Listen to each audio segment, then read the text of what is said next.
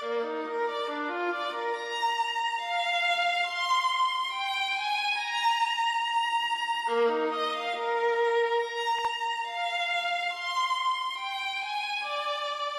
to order. Welcome to meeting number 38 of the House of Commons of Standing Committee on Official Languages. Conformément à l'article 5. The committee is meeting to hear from witnesses as part of its study entitled Federal Support for French Language or Bilingual Post-Secondary Institutions in a Minority Situation. As a reminder, witnesses and MPs may speak in the official language of their choice. Interpretation services are available during the meeting. All comments must be addressed through the chair.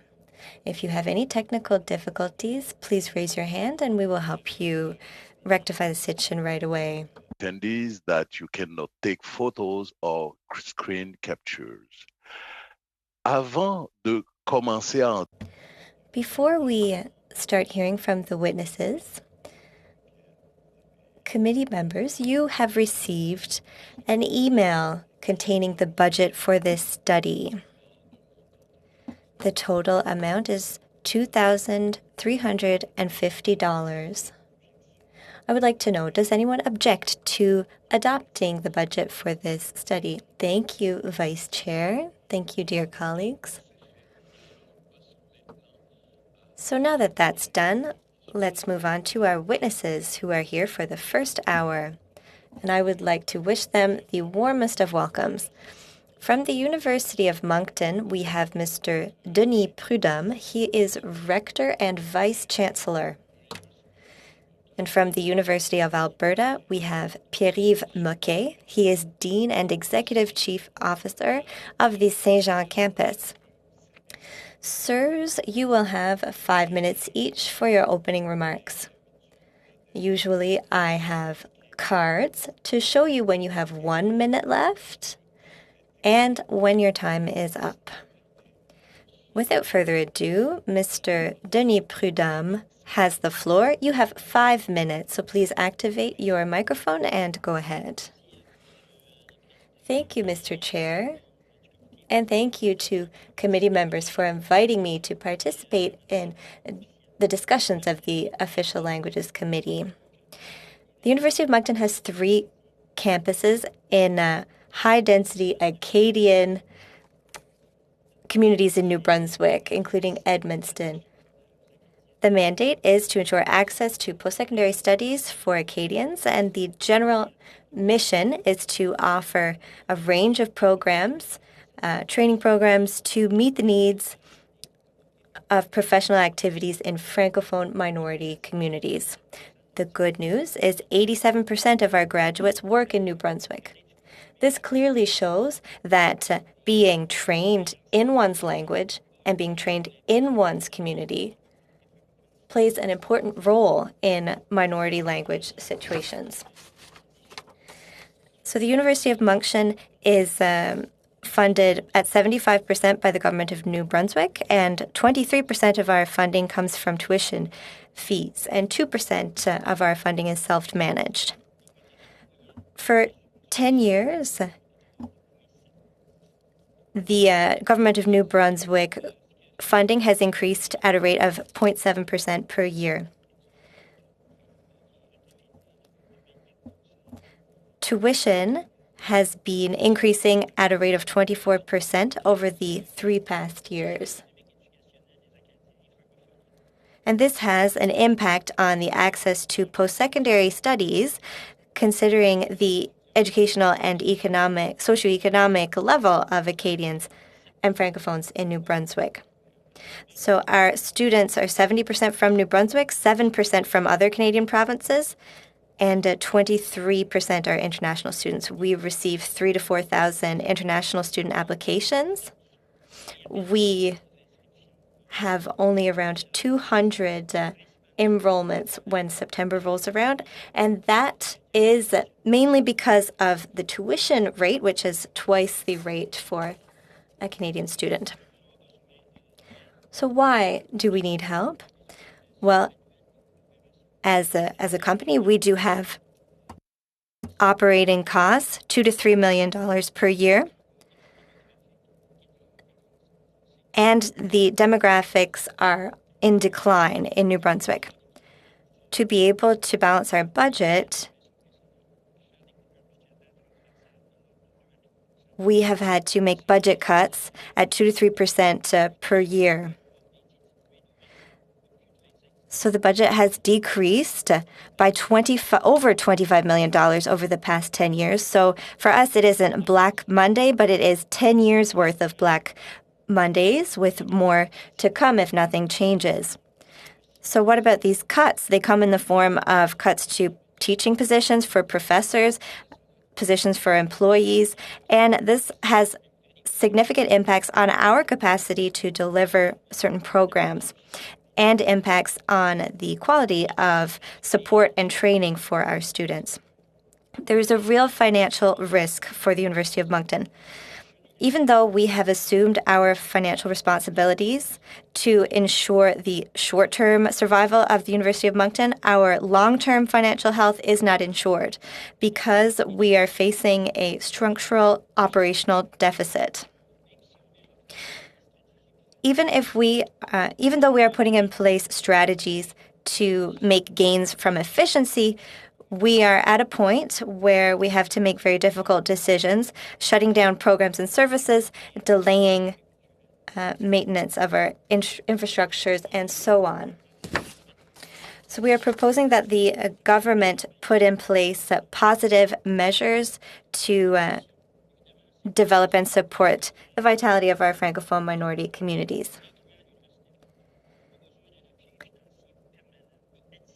We need permanent and additional funding to support our institutions in the long term.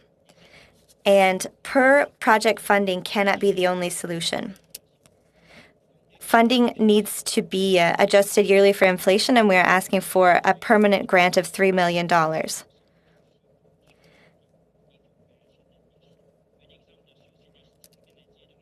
The Canadian Institute for Research on Linguistic Minorities receives federal government funds of $10 million per year. Scholarships also would be helpful to attract more students. Thank you, Mr. Chair. Thank you. That was exactly 5 minutes, Mr. Prudhomme. We will now move on to Mr. Pierre-Yves Moquet for the next 5 minutes. Thank you, Mr. Chair. Thank you to the members of the Official Languages Committee for this invitation to appear before you. Our institution was born in 1908, and since 1977, it has been an integral part of the University of Alberta, where it is a faculty. The Saint Jean campus plays a central and growing role in Alberta in the west and north of Canada. The Saint Jean campus is the only institution, French language institution, west of Winnipeg that offers a wide range of programs at various degree levels in business administration, social sciences, nursing, speech therapy, and engineering, among others. It plays a fundamental role in the vitality of the Alberta Francophone minority community. And in many ways, it is the cultural pillar around which not only the Alberta ancestral Frank language community gravitates, but also new communities of French speakers, including young people who follow French language immersion studies, among others.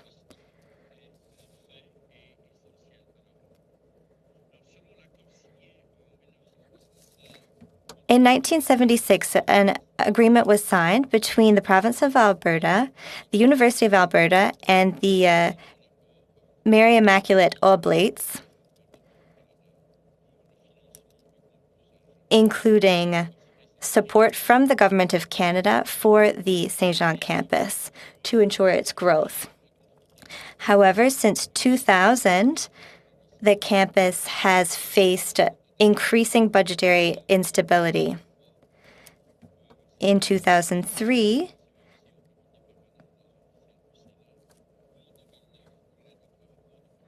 this instability was shared at the Senate, and in 2009,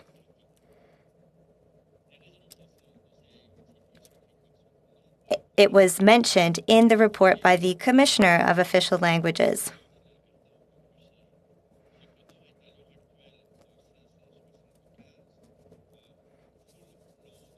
The full load equivalent quota is at 575.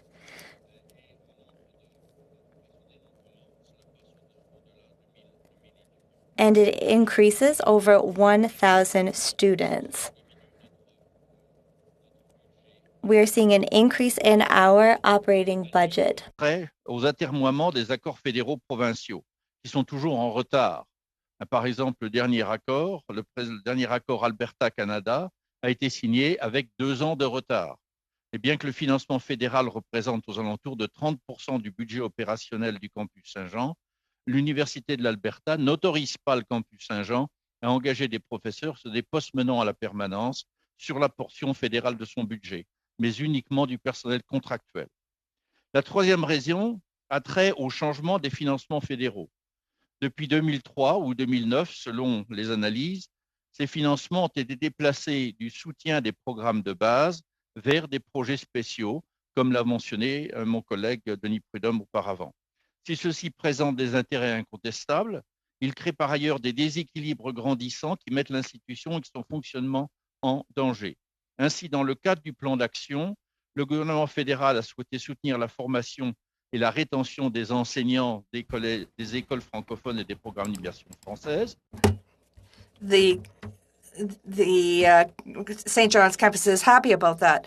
However, because of this targeted funding, the St. John campus is trying to spread its programming to 3 regions of Alberta, Calgary, Red Deer, and Grand Prairie, but they have to hire contractual staff to do so, and the campus is unable to reduce its program offering and is therefore it is finding it impossible to replace permanent professors who are leaving for retirement or they're hired by other universities.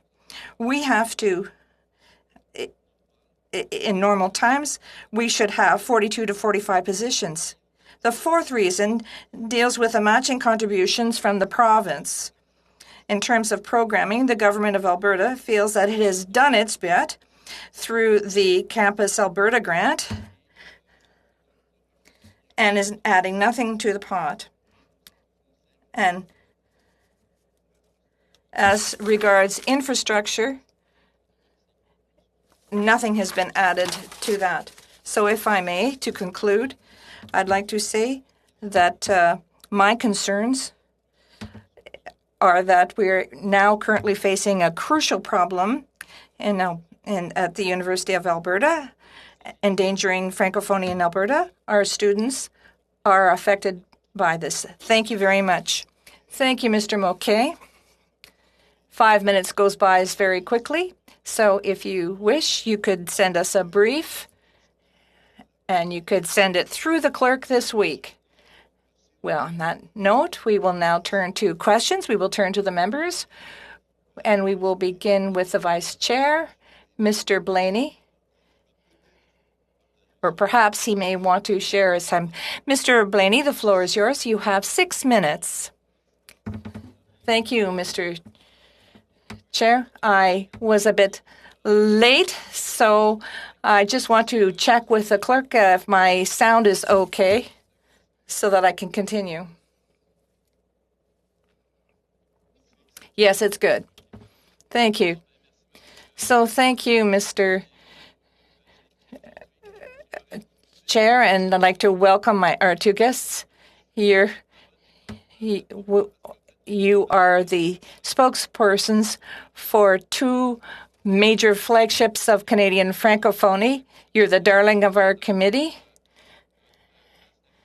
and you play an extremely important role on the Atlantic side and on the West. Mr. Chair, before I go further, I'd like to share my time, as you mentioned, with my colleague, Joël Gaudin, who has a question for Mr. Moquet.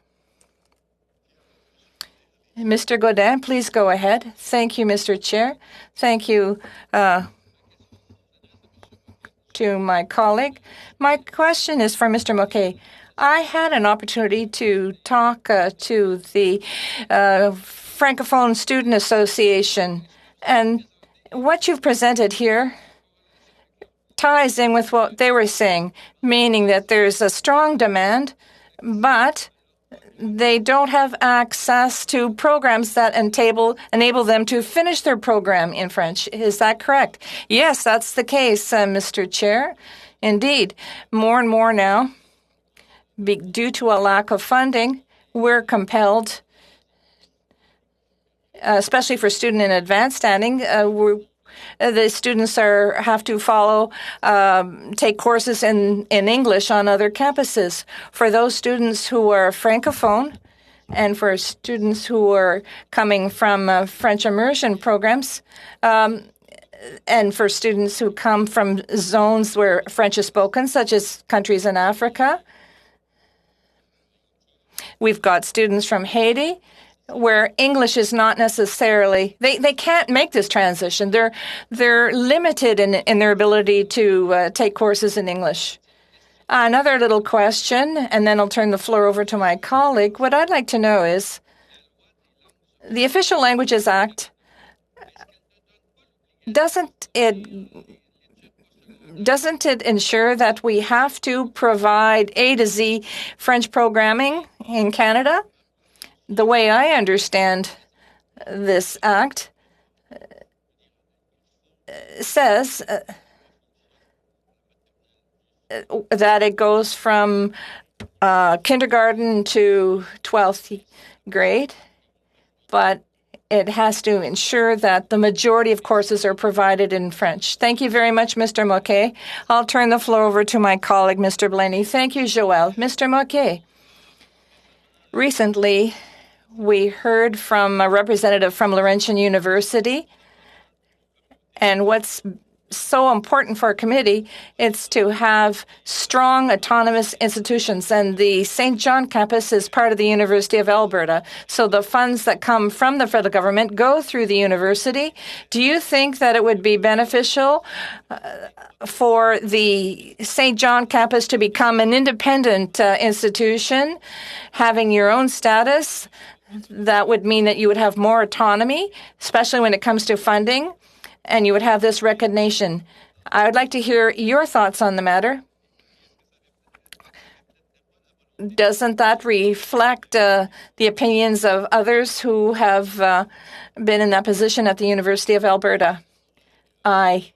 You must know that what the Oblates thought at that time, but what I can tell you is that on the one hand, you have two different philosophies. One that says, yes, the St. John's campus, if it had more autonomy, would be able to do more things. But on the other hand, it is attached to one of the biggest universities in Canada, which is an asset. And we have professors that are of high caliber.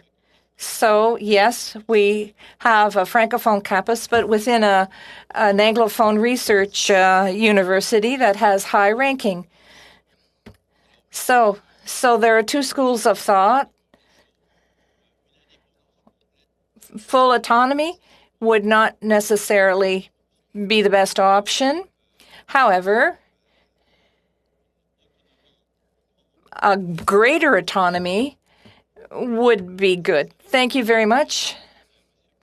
Mr. Prudhomme, in your presentation, you said that you would like to have permanent funding from the federal government. Aaron O'Toole, our leader, would like to provide stable funding for post-secondary institutions for minority situations. I was part of the government beforehand. You talked about an increase at the provincial level of 0.7%, but when it comes to federal funding, since the freeze, how have things played out for you? Have you been able to maintain your flexibility?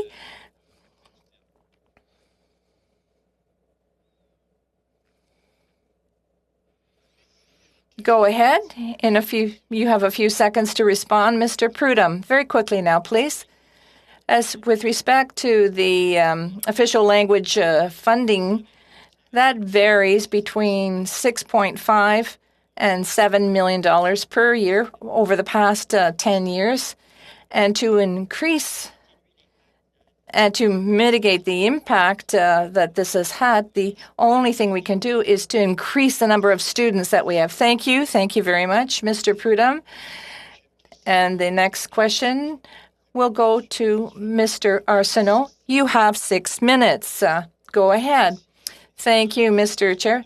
Thank you, Mr. Prudhomme and Mr. Maquet. I'm honored to have you here. You're the symbols of resistance against oppression. I look at the first page of the Asterix book, and it says, it talks about invaders, and it talks about North America. Mr. Prudhomme, I'll get right to the point. What's the annual budget of the Moncton University? University of Moncton? It's about $120 million. But as I said, that there has been a reduction over the past 10 years of about $25 million, an annual cutback of several $1 million. Cutbacks from the province? No, it's increased annual costs, maintaining infrastructure. And you talked about this $120 million. Is that for the 3 campuses in New Brunswick? Yes, I always talk about the 3 campuses. 75% of the funding for the campus comes from the province of New Brunswick. Is that what you said? What does the government put into this through the official languages program? The official languages program represents about 5% of our budget. And this funding is dedicated to specific projects that contribute, obviously, to the activities of the university. For instance, recruiting of students, development of research development in French. So it's the federal government that supports these types of special projects. That is apart from the operating expenditures. So explain to me how these bilateral agreements work between the federal government and the province of New Brunswick. As my colleague from the University of Saint Jean said, we always find it difficult to get the provincial contribution that matches the federal contribution. For the past 2 years, the provincial government has refused to forward $2.7 million from this. And we had to exert a lot of pressure on the university to get the money. It was for essential services, but I think we were in a very precarious financial situation. The government says that it supports the operations, but the provincial contribution is included in that. It's not deemed to be additional monies. I'm not sure what you mean exactly. So this $2.7 million, that was from last year or from the past 2 years? So the government of New Brunswick has refused to advance this $2.7 million given through the federal provincial agreements. So is this money that has to go through the province? It was the additional contribution that was to be paid by the province. We receive the federal contribution on a regular basis, but the matching contribution from the province, that has been denied. The province says that it was included in other budgets. Last week, we asked questions of senior officials. So the federal portion, does it go directly from the government to the campus, or do you have to go through the province? It goes through the province, with the exception of the program of health training, which goes through a third party. Mr. Prudhomme, we have just experienced the difficult situation of Laurentian University, and Francophone students have contributed to the society in New Brunswick. So the change that's occurred over the past few generations is something that's very important to me. How can we assure the future or the budgetary balance of the University of Moncton for the years to come? There's no secret to that. So the only way that we can increase our revenues is to increase enrollment, and one of our strategies is to recruit internationally, because right now we recruit as many students from New Brunswick as we can. 35% of our graduates, high school graduates, go to the University of Moncton. And so the only way to really get more students, whether they be Canadian or international, is to deal with the tuition costs. Are you able to sit down with the province and talk about strategy for recruiting? Yes, at their request, we did submit a recruiting request. We asked them to reduce fees for the next 10 years so we could get more students that would allow us to get to achieve our objective of having 1,000 students more. Because otherwise, what we saw at Laurentian, could easily happen at Moncton. It's just a question of time. So if the measures we put in place do not reach the hoped for impact. Now, the next 6 minutes, Mr. Beaulieu, the second vice chair. Please go ahead. Thank you, Mr. Chair. My first question is for Mr. Moquet on Alberta University. When Ms. Risbourg came to our committee, she explained that there had been $8 million, an agreement, a federal provincial agreement, over $8 million to contribute to the renovation of La Salle and McMahon Pavilion. Now, the province apparently still has not sent their contribution. Has it been done, or do they still refuse? And if they do, why? Well, this money has never been sent, so the federal part has also never been paid out. So it's been 2 years ago that the agreement was concluded, and we haven't seen a dollar since, and nothing has been undertaken, nothing's moving. Well, as far as I know, at the level of the CFA, there have been some attempts, and also to go back to what Mr. Bellini asked, I would say that I'm somewhat restricted in my ability to interact with the provincial government, because this is up to the chair of, or the dean of the president of the University of Alberta. So a researcher Frédéric Lacroix, came to our committee and said that Campus Saint-Jean was receiving 0.37% of funding for university, while Francophones make up 2% of the population of Alberta. So there is an underfunding of Francophone institution of 81% in Alberta. Does that reflect the reality? Well, I'm not very familiar with these figures. I can tell you, however, that there is some underfunding, be it only because when you look at the funding of an institution in a minority situation, it is necessary to see that there are additional expenses. All faculties of University of Alberta have or are using central services that serve all faculties. We have to offer these services in French, of course, so that creates additional expenses which are not covered by the budget that we have. We spend about $250,000 per year in translation, and we have no budget item for these types of expenses.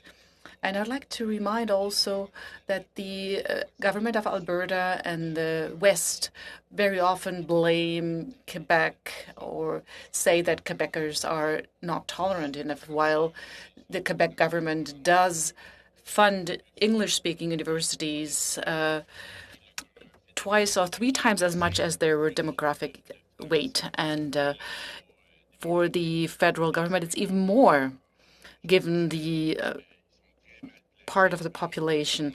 Now, this is not something that we hear very much, and I think we might have to find a way to put more pressure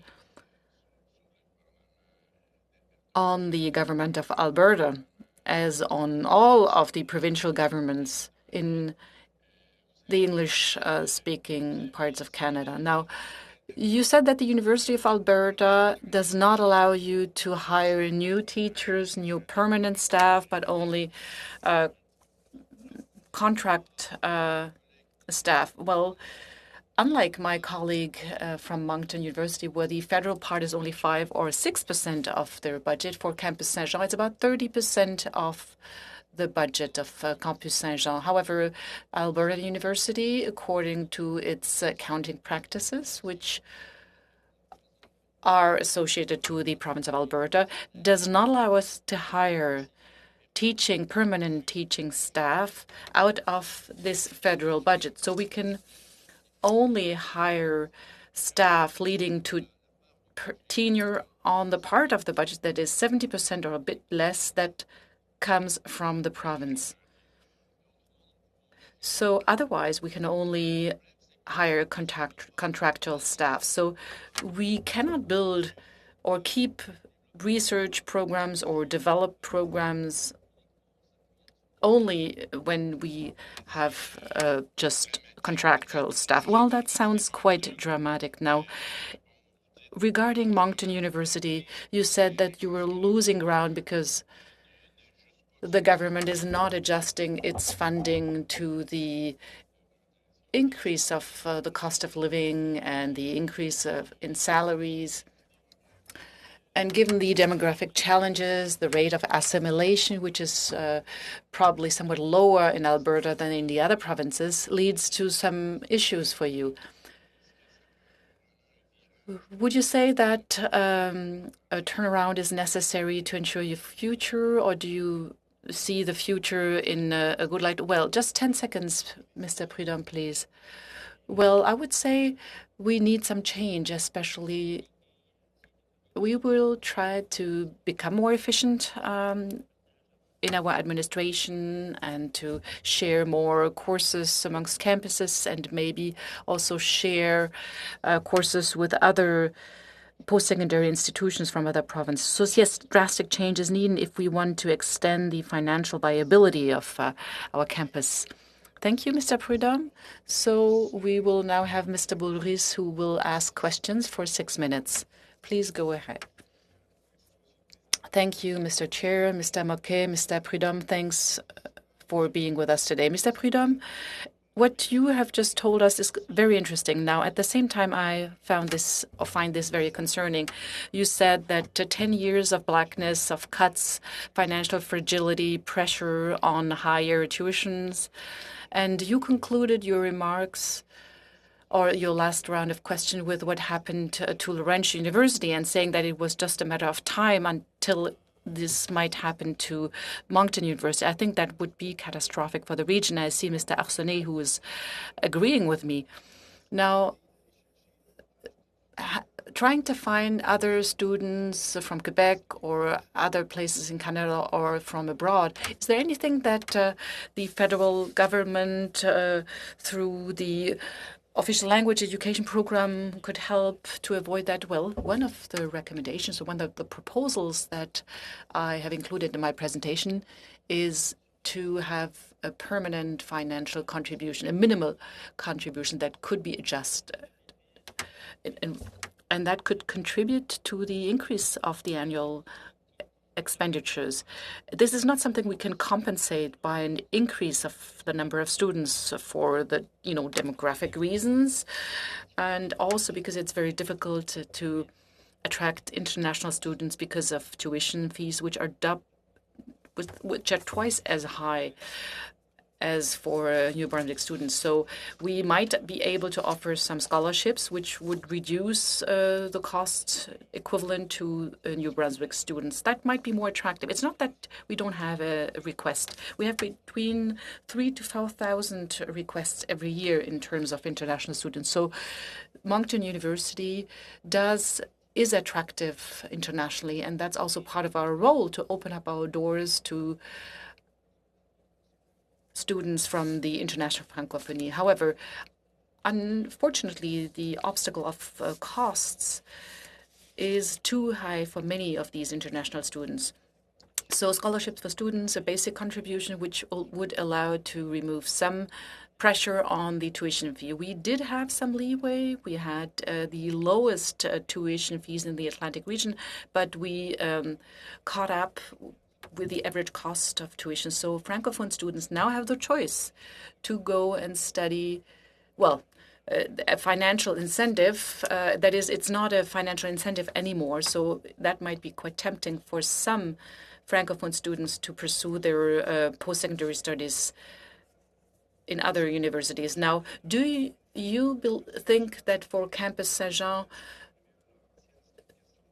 there is a threat of what happened to Laurentian University? Yes, I think this is a fear that we do share. Now, the University of Alberta has a very solid reputation.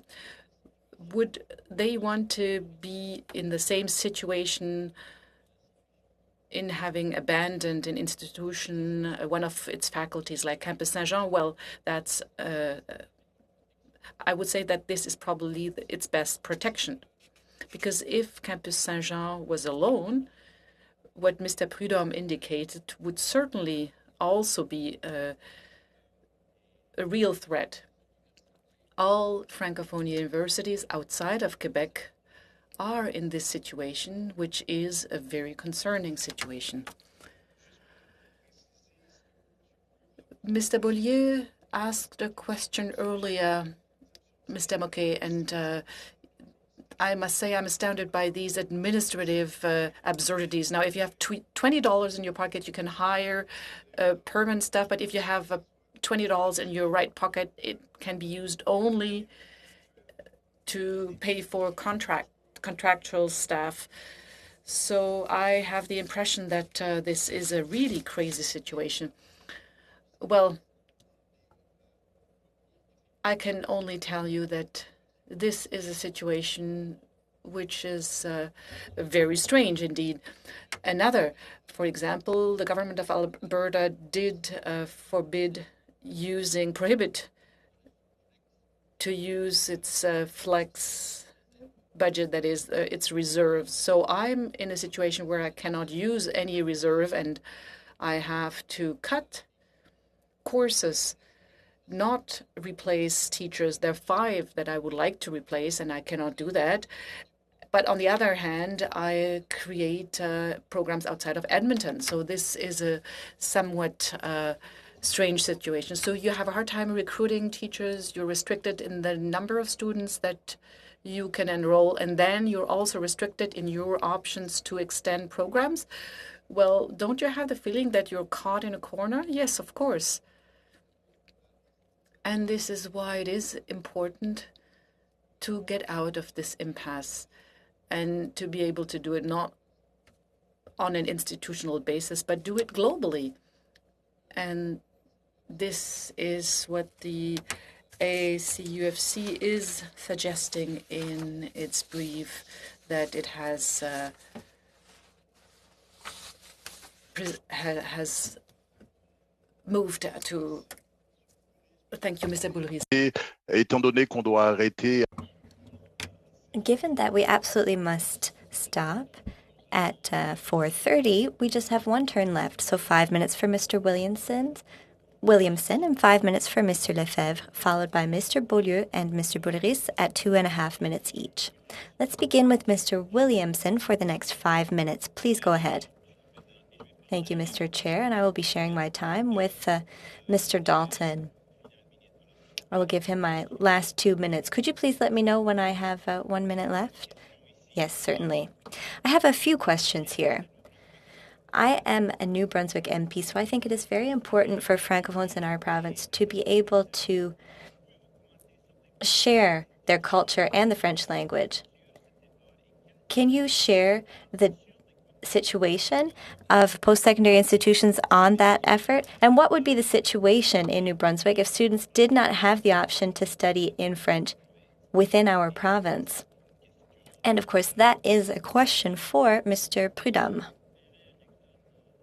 Well, you would see an exodus of students towards Quebec in particular. You would see a decrease, and that would contribute to the New Brunswick economy and professionals in New Brunswick. The University of Moncton plays an important role in French language education as well, which works towards official language goals. It increases French language skills among English speakers. And we have also proposed projects to increase the number of students that we can welcome from immersion programs who would then be able to continue their studies at university in French. So you spoke about a cultural and an economic impact for our province. Second question, the committee has already heard that the situation of universities, including the University of Moncton, is that they are facing many financial challenges. Do you believe that your situation is similar to English-speaking students in New Brunswick? Well, no, because I feel that many of my colleagues who work at English-speaking universities have access to trust funding that helps them offset their annual deficit. So they have less pressure to make cuts for budget reasons. Remember, the University of Moncton was born in 1963, so it's relatively young.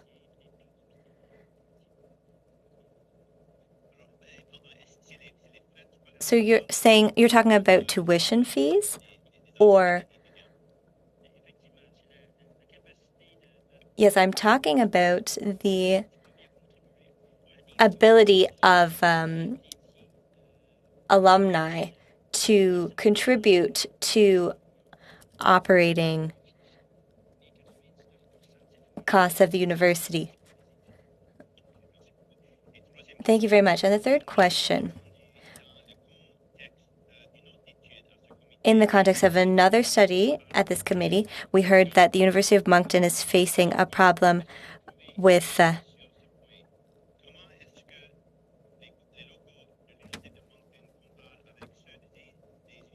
infrastructure. So how is infrastructure at University of Moncton in comparison to English-speaking universities?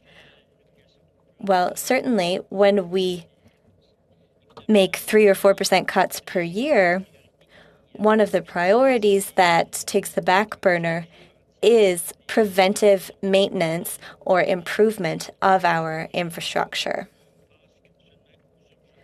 So we only deal with emergency situations. Absolutely necessary repairs. And we cannot invest to improve the quality of infrastructure for our students. Thank you very much. I'll go back to Mr. Dalton now. Thank you, Mr. Prudhomme. Mr. Dalton, you have exactly 1 minute left. 1 minute. Okay.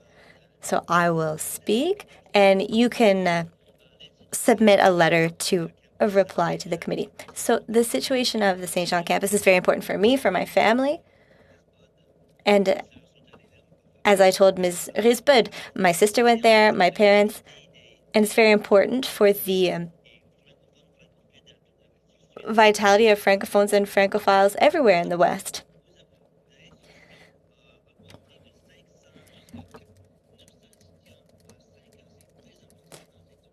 You have increased by 80% your students over the past years. That's very impressive, from 500 to 900. Could you first explain how you managed to do that?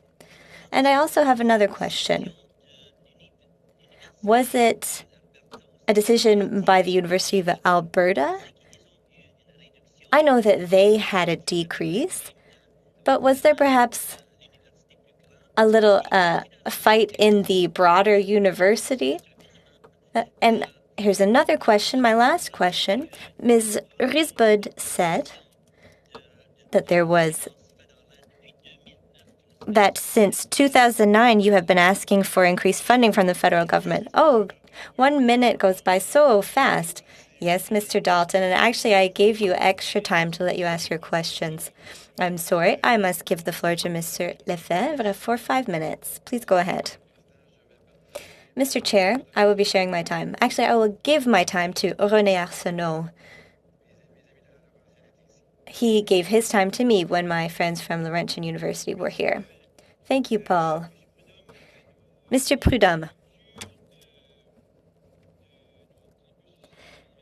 Infrastructure on the campuses of the University of Moncton in New Brunswick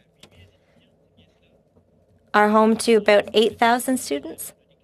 Well, we have 500 at this time, but at full capacity, 8,000 students can be accommodated. So without adding any other costs, you could bring in up to 3,000 more international students. I have a question for you and then a question for Mr. Mackay. You said 85 or 87% of graduates stay in New Brunswick. So this contributes when we have these trained young adults to the community. Of our international students, 30 to 33 of the students also stay in New Brunswick. Unfortunately, 50% of those students do leave New Brunswick after 3 to 5 years. And one of the difficulties is attraction towards English. So during their first few years, we help them to learn English in the first few years so that they can better integrate into the bilingual community. Well, it is a great asset to your community. Yes, when it comes to infrastructure, in the short term, I'll tell you what we need. We need better technological tools for our in-person and virtual course offerings. If we could improve that over our 3 campuses, that would be very beneficial. And this would also help us to collaborate with other Francophone minority universities.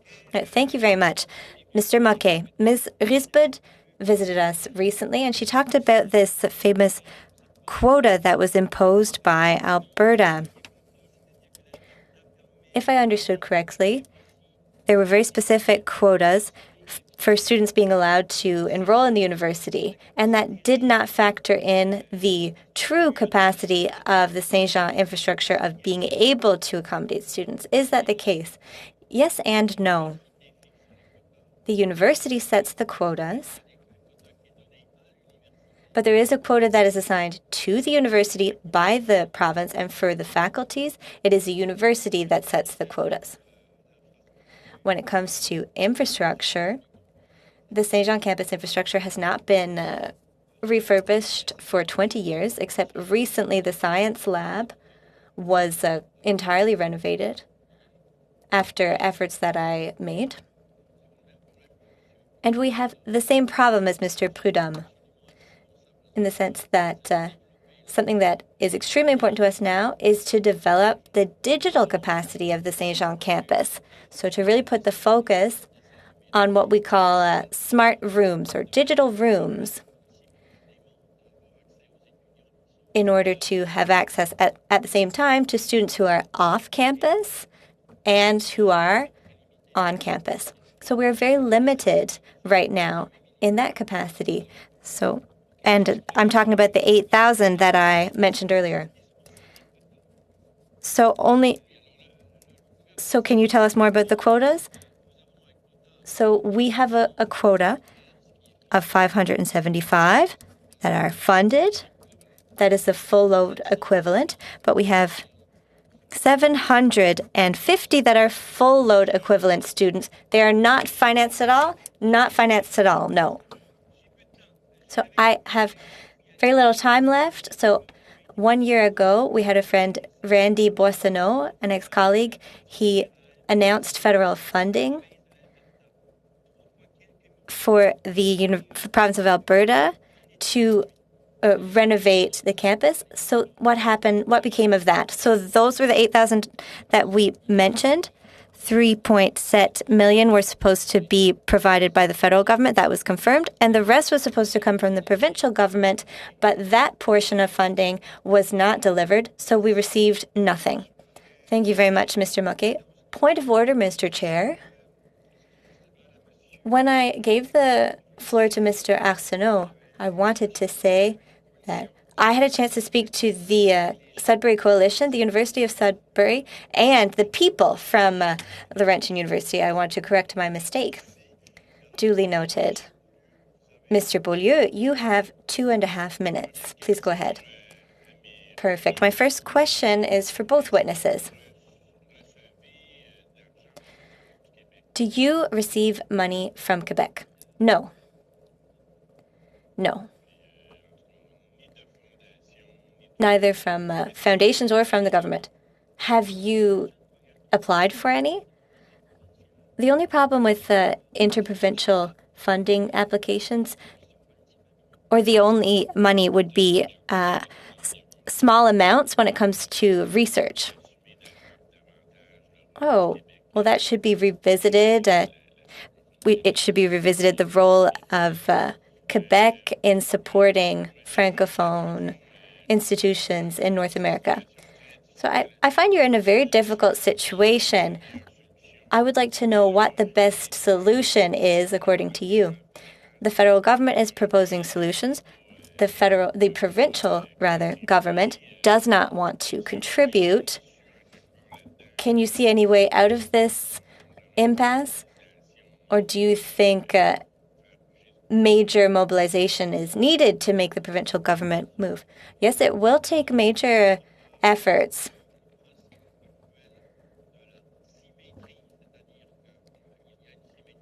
And we have a concept that is the principle of symmetry between minority language institutions, Anglo in Quebec and Franco outside Quebec. I think that needs to be revisited because the government of Quebec supports Anglophone universities in Quebec. So the symmetry needs to be rethought.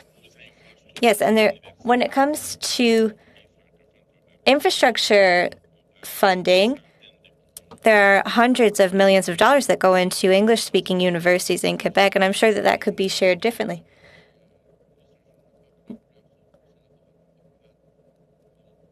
Yes, there has been very little funding at the St. Jean campus for 20 years. Now, for the University of Moncton, what do you think the best solution would be? Well, I will repeat. It would be to have permanent funding and additional funding for the existing programs on a yearly basis and increased based on inflation. That's the only way that we will be able to improve the financial health of our institutions and continue to contribute to the vitality of Francophone communities. Thank you, Mr. Prudhomme and Mr. Moquet. The last questions will be asked by Mr. Boulris. You have 2.5 minutes. Thank you, Mr. Chair. Mr. Prudhomme, could you clarify something? You mentioned an institution. It is the Canadian Institute for Research on Linguistic Minorities that receives money from the federal government. I can't remember which year, but they received a lump sum of $10 million, and that was put into a trust. And we operate the interest based on that fund. So one of the options could be that the government would create a trust fund and would restrict its use to contribute to university operations.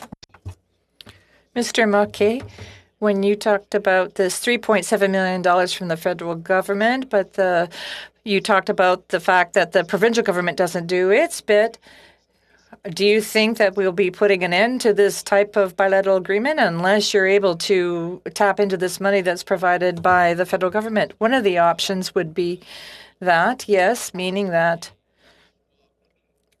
either the money not go through the provincial government or the need for a matching contribution.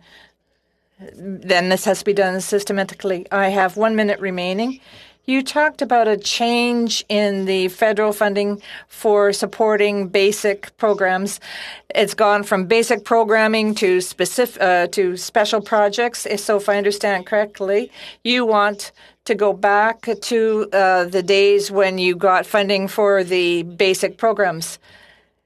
Going back to what Mr. Prudhomme was saying, we want regular, permanent funding that's indexed and that takes into account our reality. Thank you very much, Mr. Prudhomme.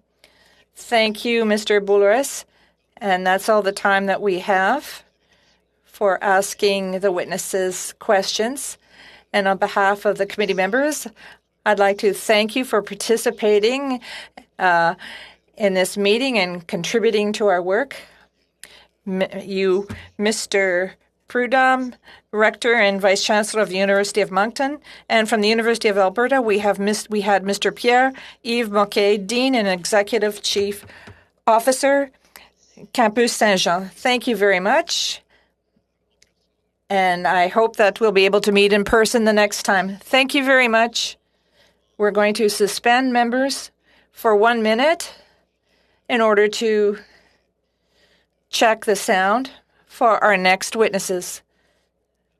So we'll suspend.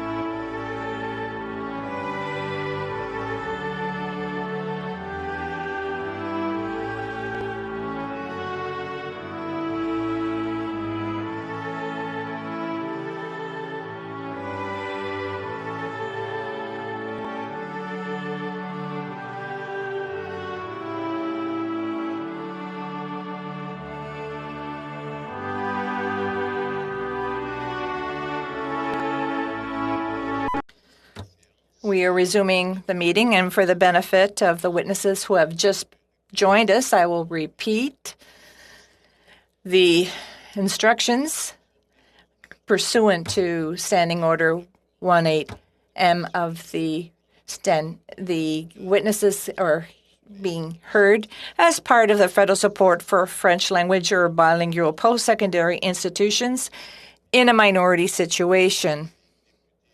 The witnesses and members can express themselves in the language of their choice. We have interpretation, and I would remind you that your comments must go through the chair, and tell us if you're experiencing any technical problems. Remind all participants and attendees that you cannot take photos or screen captures. Donc voilà, nous allons donc accueillir. So we would like to welcome our witnesses for this second hour. We have with us from the Association des enseignantes et des enseignants franco-ontariens, Ms. Anne Vinet-Roy, President. And from the Université de l'Ontario français, we have the chair, Mrs. Diane Adam, chair of the Board of Governors, and Mr. Denis Bertillon, Vice President, Academic and Research. So you each have 5 minutes to make your statement, and I will inform you when you have 1 minute remaining or when you've run out of time. So without further ado, we'll begin with Ms. Vinet-Roy for the next 5 minutes. So the floor is yours, Ms. Vinet-Roy.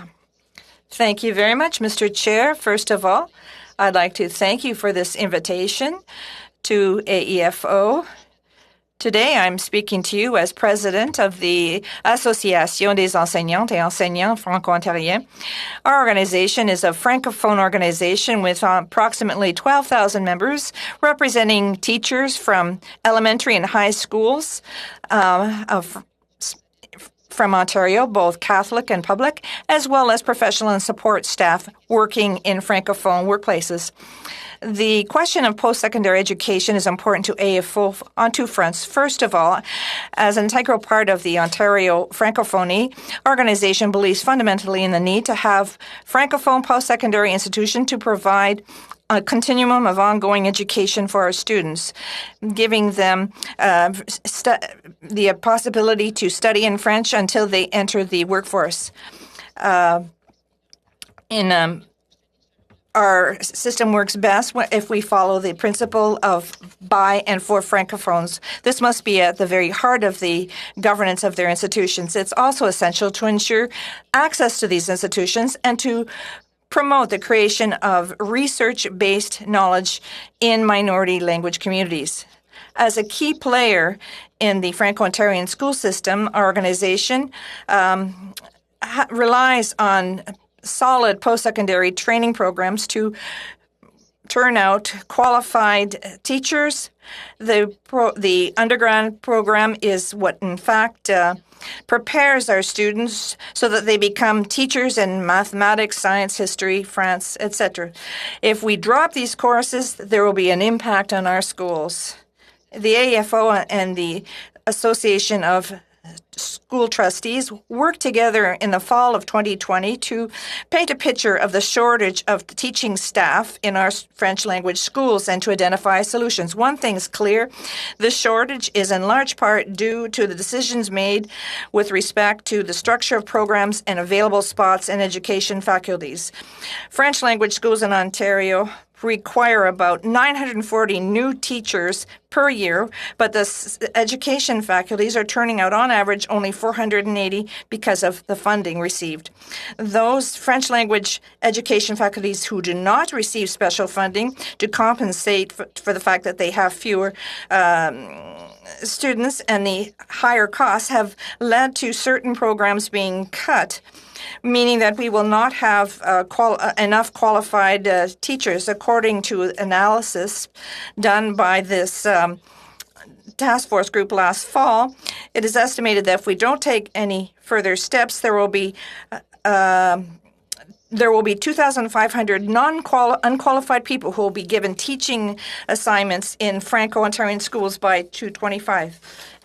So we can't talk about being able to provide equivalent programs under Section 23 of the Canadian Charter of Rights and Freedoms. In February 2021, the task force presented a report to the Minister of Education, including 37 recommendations, and some pertain to the funding of programs.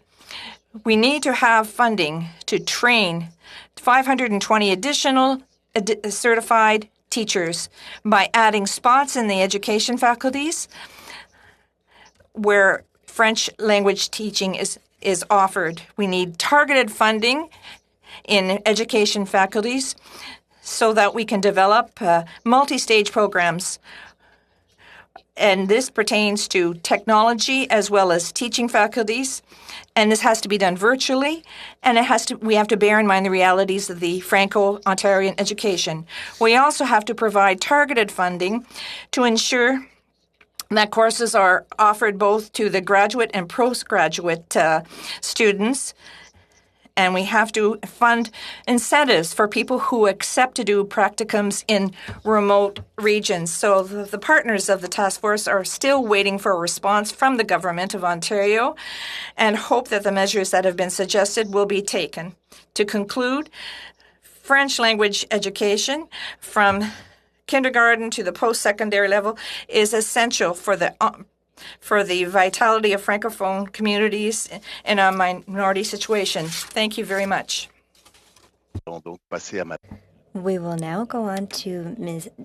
Diane Adam. She is a chair of the Board of Governors. You have 5 minutes. Please go ahead. Your microphone.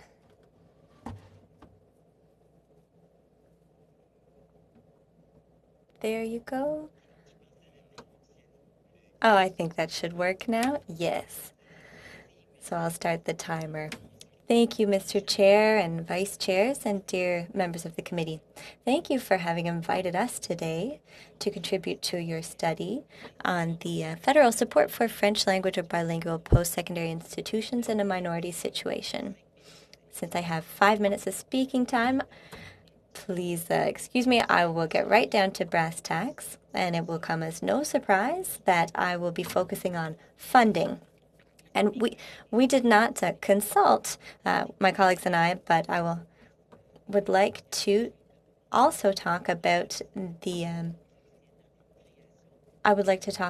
federal government's crucial role that it played in funding Ontario's French language university with the joint Ontario-Canada agreement for startup funding. It gave a real kickstart to the university.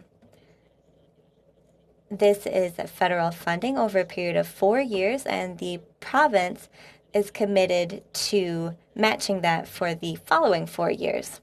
This is not the first post-secondary institution in a minority situation in Ontario or in the country to receive ad hoc funding from the federal government. This type of financial support, even though it is significant, is ad hoc, or it is one time in nature. But under the federal official languages program, most agreements are this way. That is to say that they are over a limited time. However, to ensure the sustainability of universities in Francophone minority regions, this type of funding is inadequate. The federal government must expand its action and commit to stable and recurring funding for its institutions. Sound quality is not adequate for interpretation at this time. Service will resume as soon as possible. Est établi en fonction de la population majoritaire. Pour l'ensemble, il s'agit d'une logique de financement basée essentiellement sur les nombres, celui des effectifs étudiants, des programmes et de la taille de l'établissement. Les économies d'échelle des établissements de taille importante de la majorité contribuent à maintenir une stabilité et une flexibilité financière acceptable pour ces universités et collèges au pays. Or, pour les communautés francophones en situation minoritaire, l'application non différenciée d'une telle formule de financement à leur établissement les condamne à l'instabilité et la précarité financière. Il ne faut pas oublier que ces institutions qui desservent une population restreinte en nombre doivent tout de même offrir une gamme de programmes d'études suffisante pour répondre aux besoins diversifiés en main-d'œuvre de leur communauté et de la société. En multipliant les programmes, ces universités devront dispenser des programmes avec moins d'étudiants et donc moins de revenus.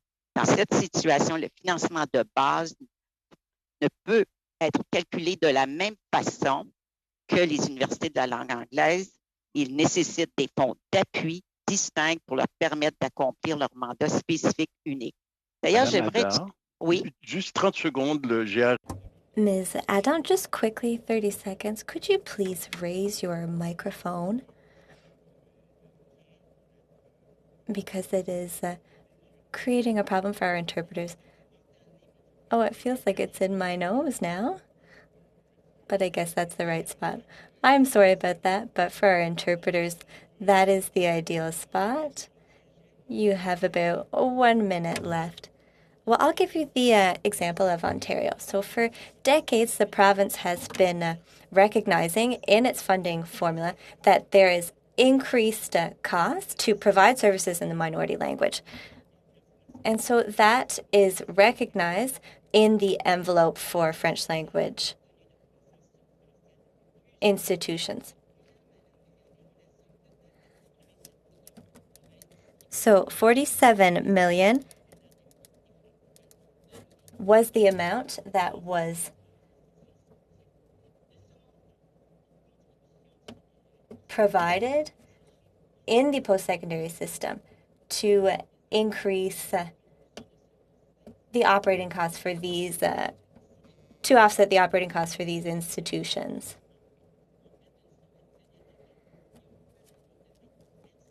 $29 million additional dollars should be allocated by the federal government because minority services are more costly to deliver.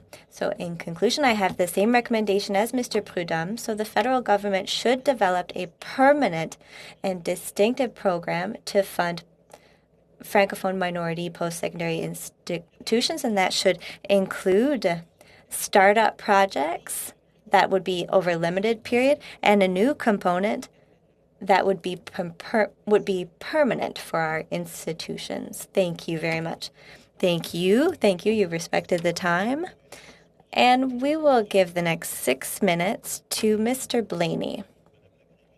Oh, just one moment, Madam Clerk. Yes, Mr. Chair. If I may, I would like to take 30 seconds to retest Ms. Adam's sound, which is not adequate for interpreters. Could we suspend for a moment, Mr. Chair? Yes. So I'm going to suspend the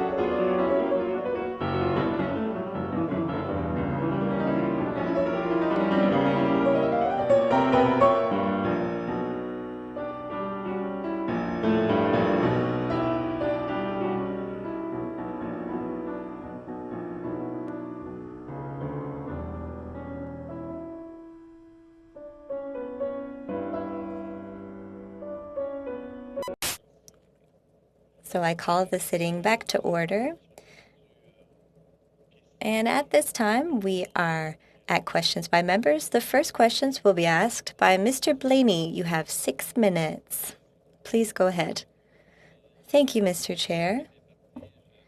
And in the time I have, I will try and make my best possible use of it by asking questions first to Ms. Adam and then to Ms. Vineroy. So, Ms. Adam, first of all, I wanted to say bravo, because Ontario's French language university is a reality. And one of the last times that you visited us, it was a critical time to promote the existence of that university. So we are very pleased at the Official Languages Committee.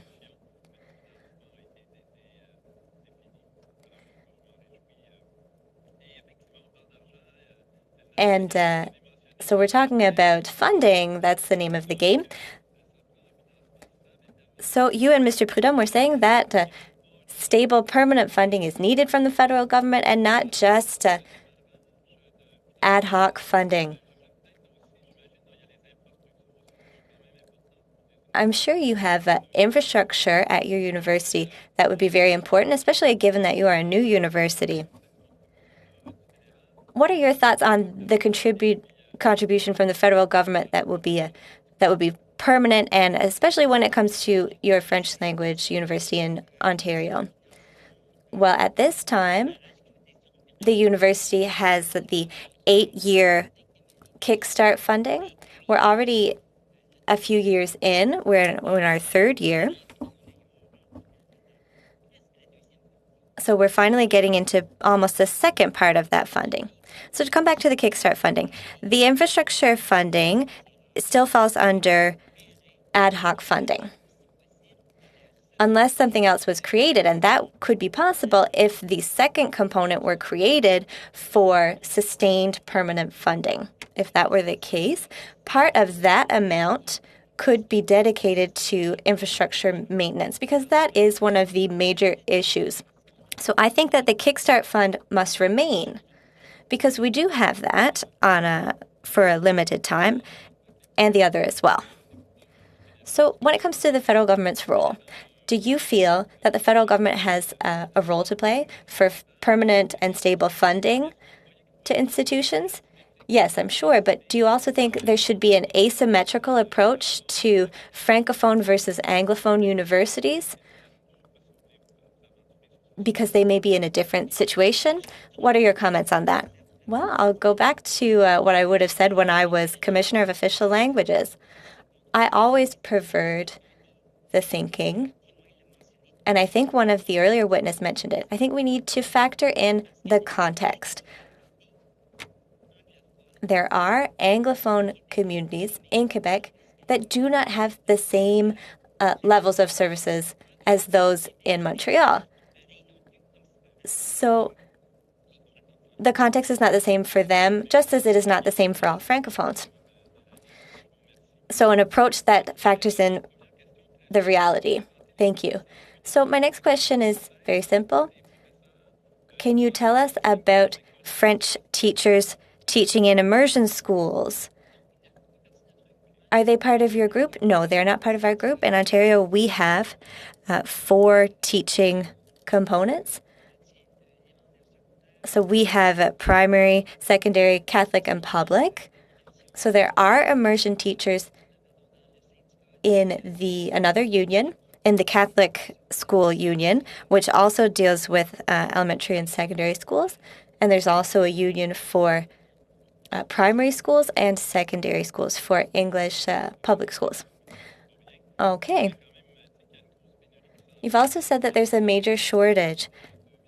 So thousands of people who will be employed over the next decades that will not be qualified. So when it comes to training the new teachers, have you considered that the federal government has the responsibility, a legal and moral responsibility, to further support this training of these teachers? Is that the way that you feel? Yes, absolutely, because there is a responsibility to make sure that both education system with regard to official languages have services, resources, course offers which are comparable. And very often we use fair. It doesn't mean equal, because Ms. Anna also referred to it. In some regions, it will be more expensive to get certain services of the same nature or similar to what the Anglophone system offers. Because if we want our Francophone communities, and I'm referring to the communities in Ontario, but in general, communities vary vastly. There are smaller ones, more isolated ones in remote areas. So there is a responsibility with regard to both official languages.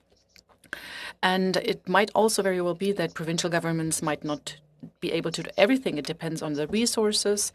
It is an important responsibility to offer support to make sure to protect and to strengthen this vitality, because everything goes through the education systems and the school communities. It's much more than just the physical buildings of the school. Mr. Blaney, I'm sorry. I briefly looked at the time, that we have to finish by 5:30. Rather than 6 minutes, take 7 minutes each, and there won't be another round of questions. So I'll share my time. So you have a minute left, a minute and a half left. If you want to share your time with, I think it was Mr. Dalton, yes. So go ahead. Another minute. A minute and a half. Well, that's excellent. Thank you very much. Ms. Vineroy, I am a teacher. I was a high school teacher in my other former life, and I know that there is a competition for French teachers, French as a second language, and also for immersion teachers. So you said that there were 480 teachers that receive training every year, while the need are more of 940. Can you speak about that situation? What about the federal government? Is the federal government helping to fund the training of French language teachers? Well, other than it isn't necessarily my field of expertise, maybe Ms. Adam could add to what I'm saying. There is a way for us that the federal government funds more to balance out what the provincial government does not do. But we are aware of this competition. I mean, I started as a teacher of second language, and then I taught in a minority setting. This competition is always there, but it's quite dangerous, because that might mean that we could lose teachers who have, there's a big difference between immersion and French language education in minority situation. Not saying that one is better or worse than the others, but it's a matter of building up the identity, about transferring culture. So it's not just the language or literature. So it's much vaster. I'm sorry to cut you short. Thank you, Mr. Dalton. Let's go for the next 7 minutes to Ms. Lalonde. If you can tell us to whom you want to ask your question. Thank you very much. First of all, I will share my time with my colleague from Sudbury, Mr. Lefebvre. First of all, I'd like to welcome you. Thank you for being here today and for appearing before the Official Language Committee. It's a pleasure to have you. I just have a few minutes, so I'll jump right to my question. Ms. Adam, I would like to hear you more about the funding agreements between the federal government and the provincial governments and the role of education, which lies with the province. How do you see the future? Should funding become permanent from the federal government. But what we've heard from other parties is that the provincial government is not actually matching that funding and has even stopped funding altogether, like in Alberta. Well, I'm in Ontario, as you well know, and I was able to give you the latest funding figures from the province with regard to the operations funds. So this is additional funding, basic funding that other universities obtain. In Ontario, I think that there is a recognition. For many decades now, there is the recognition that there are additional costs. And traditionally, the province has taken on its share. Enough, maybe not quite enough, but unlike other provinces, and I think, it is a model that is being followed. So the federal government is not paying its share if we look at what the province puts on the table. I think the colleagues have already said what is necessary. The federal government needs to recognize that the reality of French and of these French language schools vary greatly. The commitment of provincial governments also vary with regard to that French language minority and French language community. As the federal government has a responsibility, which, is in the Constitution, to maintain this community of official languages everywhere in the country, they have to grant the necessary funds so that communities can thrive and can count on strong institutions at the level of Canada. So we invest in all kinds of areas, in the economy, in companies. So we also have to consider our official language communities as being part of the Canadian fabric, which is fundamental for our country. So hence the extremely important responsibility of the federal government, and I expect a leadership role. We've heard, and you know, that about the situation of Laurentian University, what has happened there. We've heard a lot about a post-secondary network in Ontario. Do you think that the French Language University would have a role to play in such a network, and what would that mean concretely? Ms. Lalonde, when you were minister in Ontario, a minister for the Francophonie, as you know, the planning board had submitted a structuring document that was explaining the framework of what the French Language University was supposed to be. But it was also a draft for a network between smaller Francophone institutions in Ontario. And of course, the University of Sudbury, St. Paul, Hearst. So at that time, there was a will amongst these smaller universities to regroup and to share digital structure or other. But unfortunately, we were not able to move forward because we are in our implementation phase, and the University of Hearst and Laurentian University, and my colleague Denis could probably say more about that, have been collaborating closely and believe that cooperation is the way to move forward regarding programs as well as their sharing of resources. So yes, it's possible. However, basic structure is necessary to allow for this strong network. I now give the rest of my time to Mr. Lefebvre. How much time? 2 minutes. Ms. Adam, very briefly, we've had witnesses that said that, when the federal government gets in, the province withdraws and cut their funding. Now, in 30 seconds, Ms. Adam, how is it possible to counter that effect? Well, I cannot tell you that in Ontario that is the case, because Ontario puts more on the table than the federal government with regard to the basic funding we receive. So it really depends on the government. So I just want to make sure, do you think that with the increase we've announced in the 2021 budget that the province is also going to increase their part? Are they going to cut it? I think it's a negotiation process.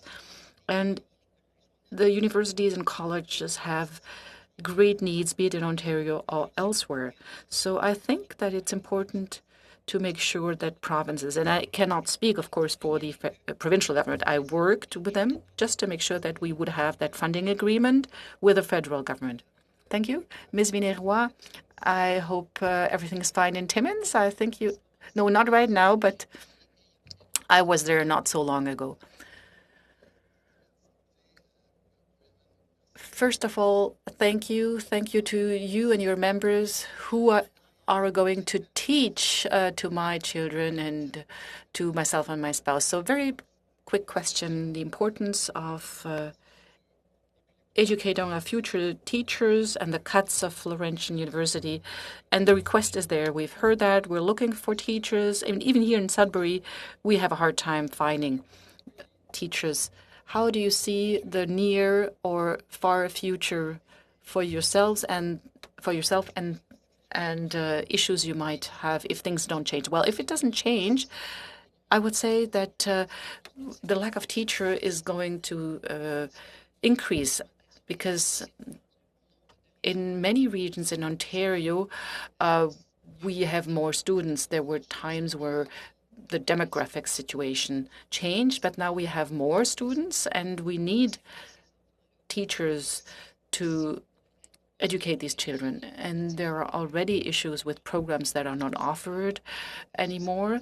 And this is quite problematic also with regard to specialization, which is necessary at the high school level. Thank you, Ms. Viner-Roy. We'll now move to Mr. Beaulieu, 7 minutes. Mr. Beaulieu, thank you. First of all, I'd like to welcome our witnesses. My first question is for Ms. Viner-Roy. You seem to be saying that there is a chronic underfunding of schools in Ontario, and this is due to the funding structure. Could you maybe explain a bit more what you mean by that?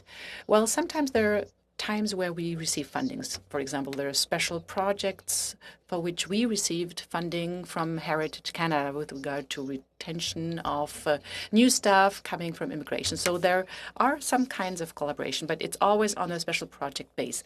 I guess your question is on post-secondary education or other levels. Well, I think you might be more as an expert in matters regarding primary or high school. Well, there is a problem because it's been a number of years now that amounts have been eliminated, disappeared, and of course we always try to do more with less, even though it seems that we have millions of dollars that are being invested. That's not necessarily the case.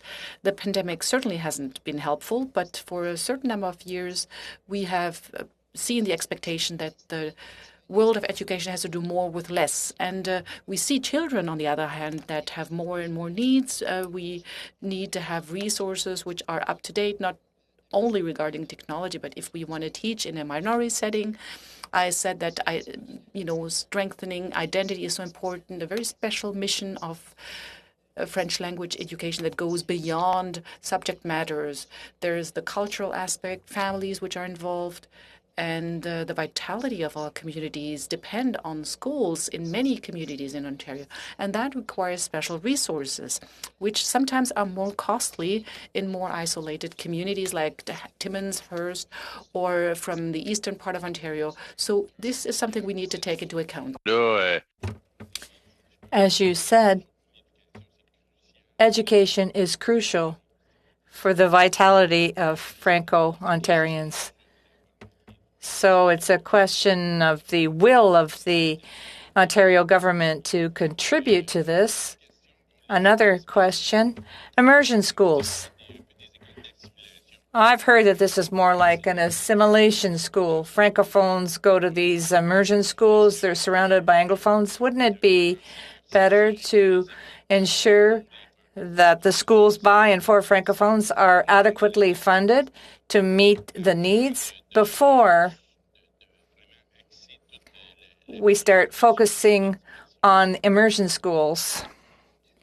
In both cases, I really can't make any judgment whatsoever about immersion schools because bilingualism is important for Canada. It's a value.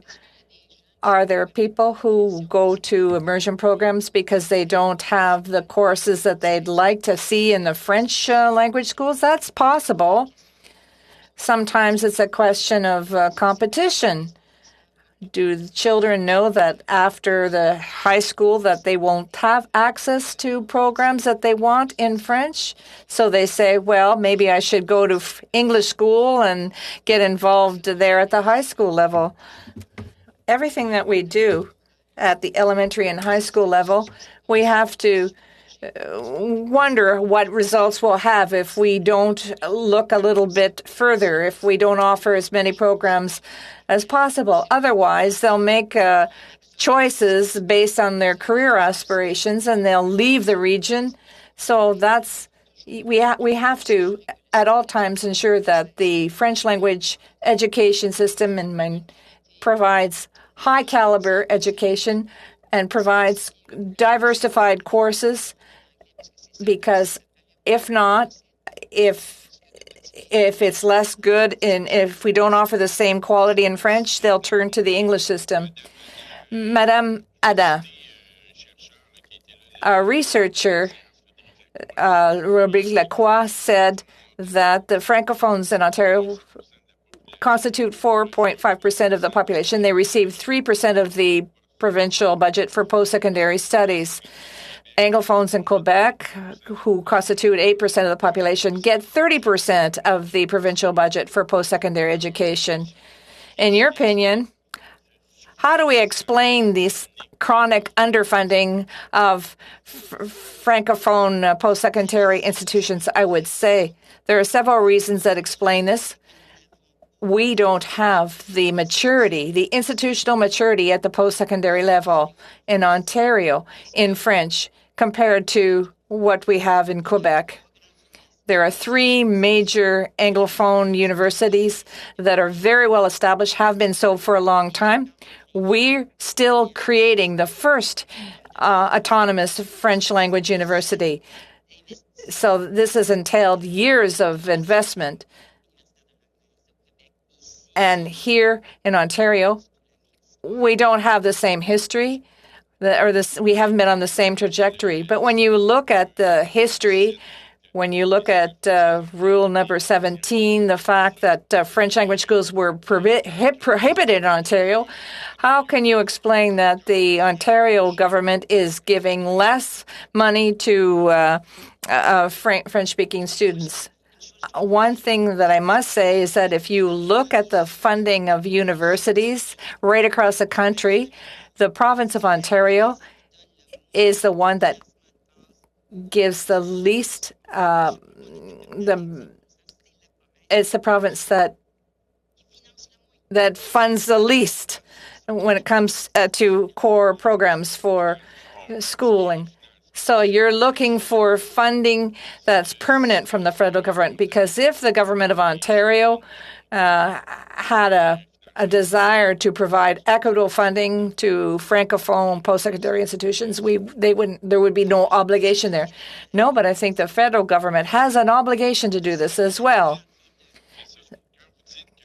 So when you said that the federal government is not funding post-secondary institutions enough, with respect to what the government of Ontario has done, you talked about this 14%. What were you referring to exactly? Everybody talked about core funding in post-secondary educations. That's for all universities in Canada, French-speaking, English-speaking. In Ontario, the difference here in Ontario is there's been an acknowledgement 20 years ago that we had to provide additional funding to universities that provided French language programming, because we recognized that there was an additional cost associated with this, additional operational cost. So Ontario's, thank you very much. I'm sorry. I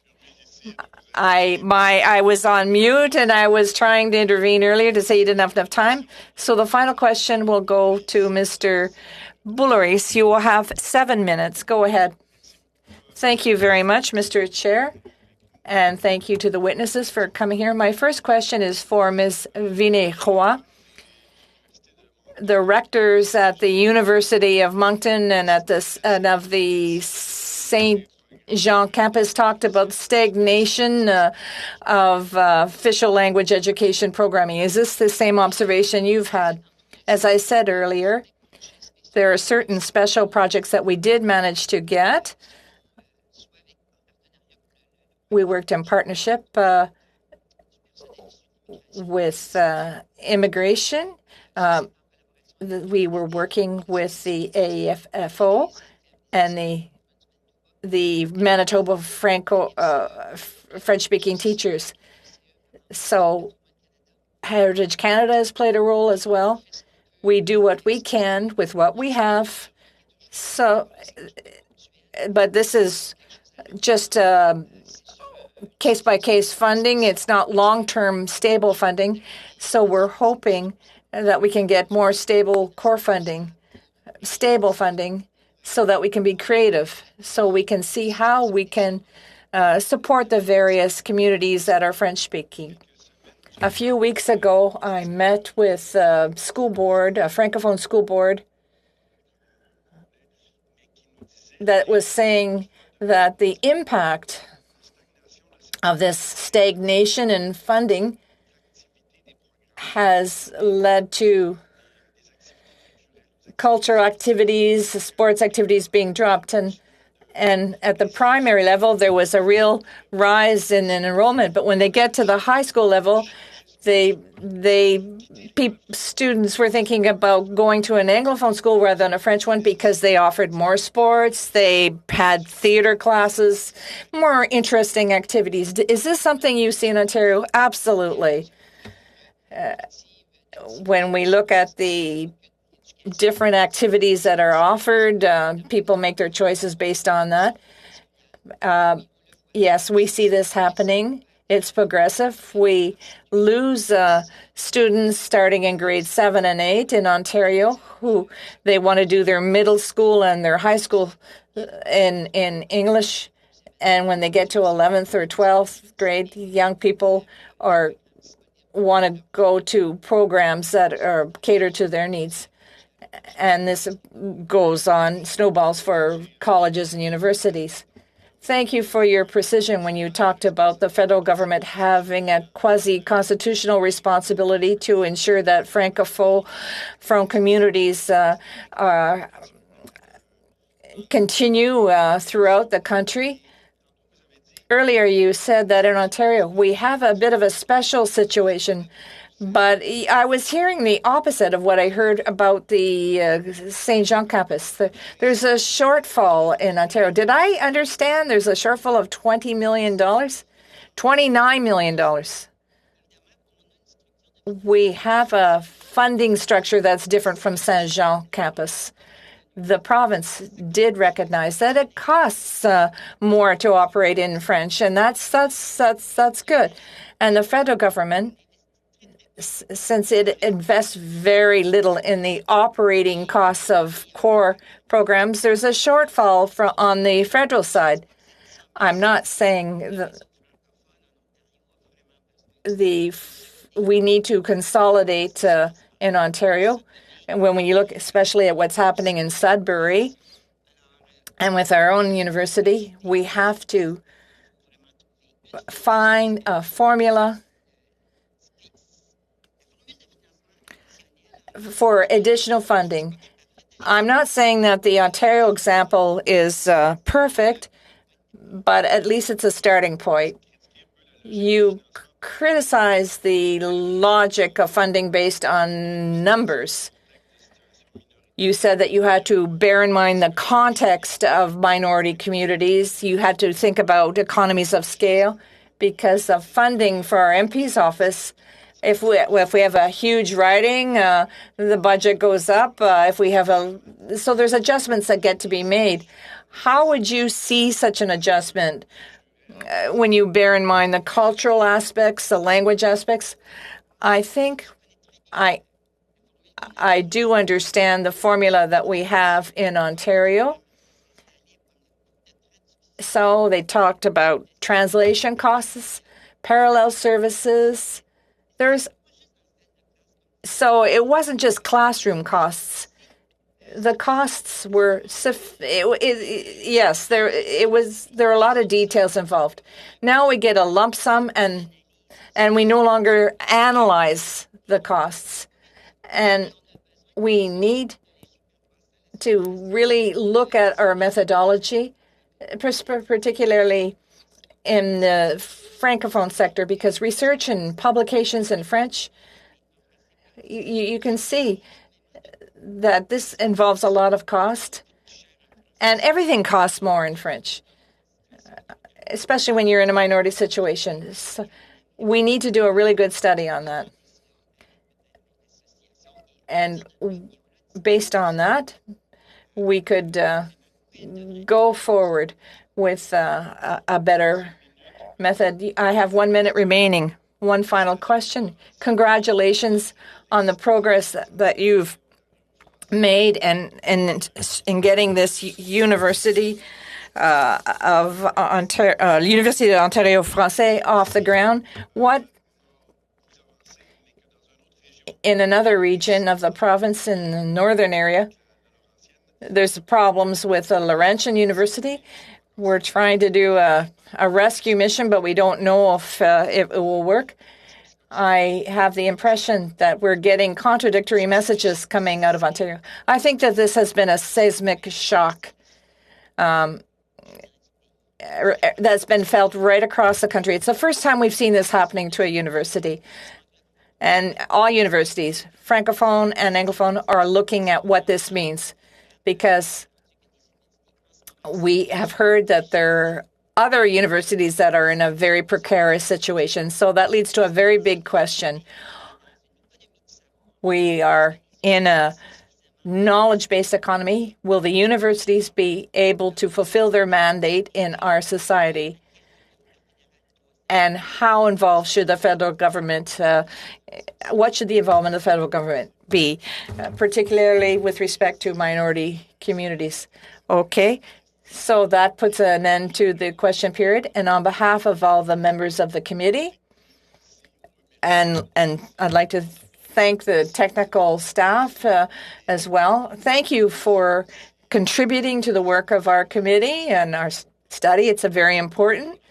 I would remind members that we have representatives from the Association des enseignants et des enseignants franco-ontariens, Anne Vigneroy, and from the Université de l'Ontario Français, Ms. Diane Adam, Chair, Board of Governors, and Mr. Denis Berthiaume, Vice President, Academic and Research. So thank you very much, and I'd like to take this opportunity to tell members that next Thursday, it will be our last meeting. We will be hearing from 6 witnesses who have already confirmed. And I'd like to thank the committee members for their cooperation. And I'd like to thank everyone, the clerk, the analysts, and thank you. And